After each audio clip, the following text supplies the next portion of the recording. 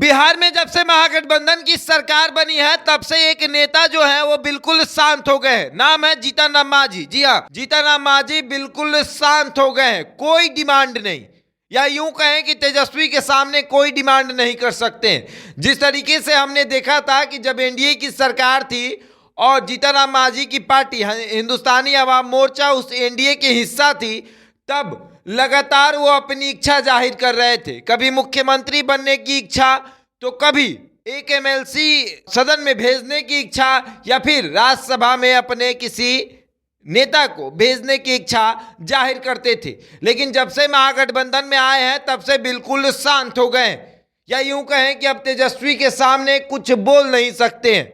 देखिए, जब से महागठबंधन की सरकार बनी है 3 सीटों पर उपचुनाव, 2 सीटों का उपचुनाव जो है वो संपन्न हो गया, और तीसरा उपचुनाव जो है वो होने जा रहा है कुढ़नी में।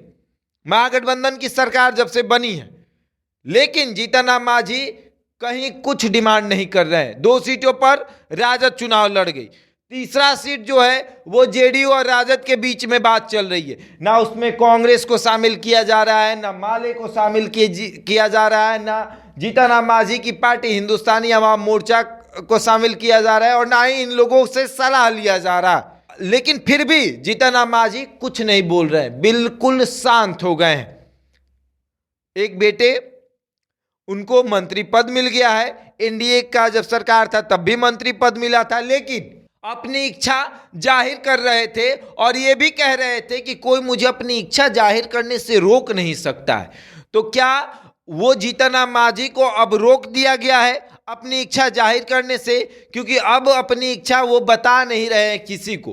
कभी भी ये नहीं कह रहे हैं कि गोपालगंज से हमको चुनाव लड़ने दीजिए या फिर मोकामा से चुनाव लड़ने दीजिए। गोपालगंज मोकामा चुनाव नहीं लड़ने दीजिए तो कम से कम कुढ़नी में चुनाव लड़ा दीजिए। हम कहीं से चुनाव लड़ने की कहीं से इच्छा जाहिर नहीं कर रहे हैं जीतन राम मांझी। और साफ तौर पर यह देखा जा रहा है कि जिस तरीके से एनडीए में रहते हुए एनडीए के विरोध में खड़े रहते थे, महागठबंधन में उतना विरोध नहीं कर रहे हैं। या यूं कहें कि तेजस्वी यादव के कामों से खुश हैं, नीतीश कुमार के कामों से खुश हैं, या फिर महागठबंधन में उनको वो इज्जत मिल रही है जो एनडीए में नहीं मिल रही थी, इसलिए एनडीए में इतना बगावत कर रहे थे, महागठबंधन में बिल्कुल बगावत नहीं कर रहे हैं। अब देखने वाली बात यह है कि कुढ़नी में हो रहे उपचुनाव में जीतन राम मांझी की सहमति ली जाएगी। क्या जीतन राम मांझी वहां पर जाकर समर्थन करेंगे? कांग्रेस समर्थन करेगी, माले समर्थन करेगी? देखने वाली बात होगी, क्योंकि बात तो 2 ही लोगों के बीच में हो रही है, नीतीश कुमार और तेजस्वी।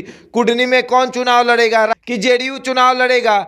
इसलिए तो 2 ही आदमी बात कर रहा है, नीतीश कुमार और तेजस्वी। वो कह रहे हैं कि हम लड़ जाते हैं, वो कह रहे हैं कि हम लड़ जाते हैं। रहने दीजिए, आप छोड़ दीजिए, हम ही चुनाव लड़ जाते हैं, आप तो 2 जगह पर लड़ ही लिए। लेकिन तेजस्वी यादव कह रहे हैं कि हमारा वहां पर भाई विधायक था, अनिल सहनी हमारे विधायक थे, तो वहां पर तो हम ही को चुनाव लड़ना चाहिए। तो वहीं नीतीश कुमार कह रहे हैं कि 2 जगहों पर तो हमने आपको छोड़ दिया चुनाव लड़ने के लिए। मोकामा भले ही आपका सीट था, गोपालगंज तो कांग्रेस का था, लेकिन फिर भी आप चुनाव लड़े, हम आपका समर्थन किए। अब कुढ़नी में हमको चुनाव लड़ने दीजिए, हम वहां से जीतेंगे तो हमारा एक विधायक बढ़ेगा। अब देखने वाली बात यह है कि इन दोनों के बात से सहमत होते हैं जीतन राम मांझी। बहरहाल इस खबर में इतना ही, बने रहे हमारे साथ और देखते रहते हैं इंडिया टॉप।